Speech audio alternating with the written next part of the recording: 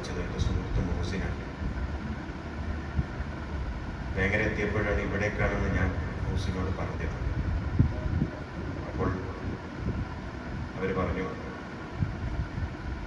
ഈ സ്ഥാപനവുമായി ബന്ധപ്പെട്ട് എനിക്കൊരു അനുഭവം പറയാനുണ്ട്. നിങ്ങൾക്കൊരു പക്ഷെ അവിടെ പോയിട്ട് ആ കുട്ടികളോടത് പറയാൻ സാധിച്ചേക്കാവുന്നത്. ഈ സ്ഥാപനത്തിൽ പഠിച്ച ഒരു പെൺകുട്ടി ജസീല, അവരുടെ ഭർത്താവ് അവിചാരിതമായിട്ട് അപ്രതീക്ഷിതമായിട്ട് ഗൾഫിൽ വെച്ച് ഈയിടെ മരണപ്പെടുകയുണ്ടായി. 27 വയസ്സുള്ള ഒരു ചെറുപ്പക്കാരൻ, എൻ്റെ സഹപ്രവർത്തകൻ കൂടിയായിരുന്നു. കുറച്ച് മാസങ്ങൾക്ക് മുമ്പ് ഉപ്പയോടും ഉമ്മയോടും ഭാര്യയോടും മക്കളോടുമൊക്കെ യാത്ര ചോദിച്ച് ഗൾഫിൽ പോയ ഭർത്താവിൻ്റെ മകൻ്റെ ഭൗതിക ശരീരമാണ് പിന്നീട് തിരിച്ച് വീട്ടിൽ വരുന്നത്. അപ്പം ആ മയ്യത്ത് ഇവിടെ കൊണ്ടുവരുന്നതിനും മറ്റുമൊക്കെ വലിയ പങ്ക് വഹിച്ച ആളാണ് മൂസി. പറയുന്നത് അവിടെ ഇങ്ങനെ ആളുകൾ കൂടി നിന്ന് ഒരു പെൺകുട്ടിയെക്കുറിച്ച് സംസാരിക്കുന്നത് ഞാൻ ശ്രദ്ധിച്ചിരുന്നു. ആ പെൺകുട്ടി ആ മയ്യത്ത് വീട്ടിലേക്ക് കയറി വന്നപ്പോൾ സലാം ചൊല്ലിയാണ് സ്വീകരിച്ചത്.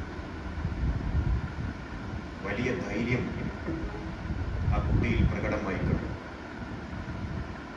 അവരവരുടെ ഭർത്താവിന് വേണ്ടി പ്രാർത്ഥിച്ചു. മറ്റേതൊരു സഹോദരിയിൽ കാണാത്ത അനിർവചനീയമായ ഒരു പ്രത്യേകത ആ സഹോദരിയിൽ നിറഞ്ഞു കാണുന്നത്. അവിടെയൊക്കെ ഇങ്ങനെ കുറച്ച് ആൾക്കൂട്ടങ്ങൾക്കിടയിൽ സംസാരിക്കുന്നത് ഞാൻ കേട്ടിരുന്നു. അതിനവരെ പ്രാപ്തമാക്കിയതും അവർക്ക് കാരണമായി തീർന്നതും അൽവർദ്ധ ആയിരുന്നുവെന്ന് അവിടെ പറഞ്ഞത്. ഞാൻ അനുഭവസ്ഥനാണ്, നിങ്ങൾ ഇവിടെ ഇവരോട് പറയണമെന്ന് അവരെന്നോട് പറഞ്ഞത് ഞാൻ പറഞ്ഞുകൊണ്ട് എൻ്റെ സംസാരം ആരംഭിക്കാനാണ് ആഗ്രഹിക്കുന്നത്. പ്രിയപ്പെട്ടവരെ, കൂടുതലൊരു സംസാരത്തിലേക്ക് ഞാൻ പോകുന്നില്ല. കേവലം ഒരു മനുഷ്യനിൽ മികച്ചൊരു മനുഷ്യനിലേക്കുള്ള യാത്രയിലാണ് നിങ്ങൾ. വെറും ഒരു മനുഷ്യനിൽ മികച്ച ഒരു മനുഷ്യനിലേക്ക്. നിങ്ങളുടെ ജീവിതത്തിൽ എന്നും വിരിയുന്നൊരു പൂവിൻ്റെ സുഗന്ധമുണ്ട്, സൗന്ദര്യമുണ്ട്. അങ്ങനെ ഉണ്ടാവട്ടെ, അങ്ങനെ ഉണ്ടായിത്തീരട്ടെ.